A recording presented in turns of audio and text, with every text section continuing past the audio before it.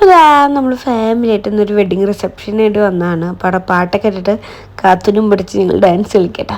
കാരണം അവളൊരു ഉറക്കം കഴിഞ്ഞ് എഴുന്നേറ്റുള്ളൂ. അപ്പോൾ അതിൻ്റെ ഒരു ഉണർവുകുറവ് ആൾക്കുണ്ടായിരുന്നു. പിന്നെ ഞാനും അവനും വർക്ക് കഴിഞ്ഞ് വന്നിട്ട് നല്ല ക്ഷീണം ഞങ്ങൾക്ക് ഉണ്ടായിരുന്നു. അപ്പോൾ ഞങ്ങൾ കല്യാണത്തിന് വന്നത് നമ്മളെ കൊണ്ടാട്ട ഫാമിലിത്തെ ചേട്ടൻ്റെ കല്യാണത്തിനാട്ടോ. അപ്പോൾ നമുക്ക് നേരത്തോടുകൂടി വരാനൊന്നും പറ്റിയില്ല. ലാസ്റ്റായിട്ട് നമ്മൾ വന്നൊരു 9 മണി വരെയായിരുന്നു പരിപാടി. നമ്മൾ എത്തുമ്പോഴേനും 8 മണിയുണ്ടായിരുന്നു.